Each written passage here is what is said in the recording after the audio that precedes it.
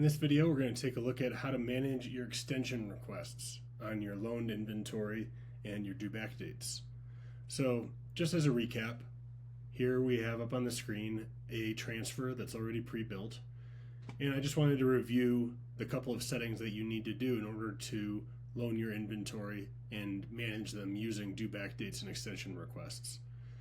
So when you're transferring your inventory out to the field, like this one, you want to make sure that you're setting the consignment status to loaned and also setting a due back date on that inventory for when you want it returned. If you don't do this, then the extension request feature will not be available to your users. So that's step one. Next, your users will be using the inventory, and if they decide they need it for longer than the period of time you've allotted for them, they may then ask for an extension request. And you can keep track of these on the Inventory and Movements tab of your dashboard.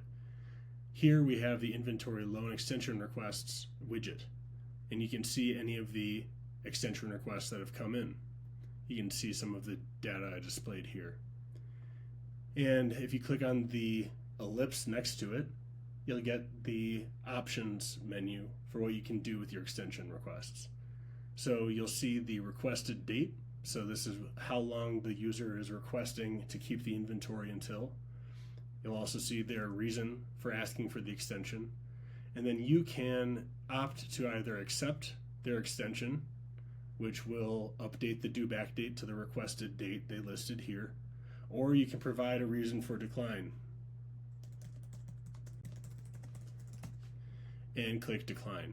That will keep the existing due back date, which may at this point be overdue, and you'll then need to communicate with your user about how to get that inventory back.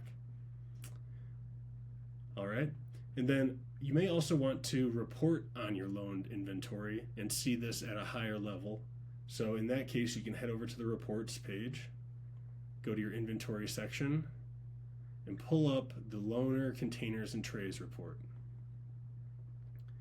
Here you can see all of the loaned inventory that you have out there. You can also see the extension statuses of that inventory. So here, as we're looking, we can see we have a couple of expired extension requests, but here's the request that we were just looking at. And if I click on the ellipse next to that, it'll bring up a link for me to go view the inventory extension request itself on the inventory page. So here, you can click the Manage Extension Request button, or you can extend the additional information section and check out that detail, expanded, and also then view the Manage Extension Request button, or click View Utilization. This will give you some more data about how this loaner has been moved and utilized.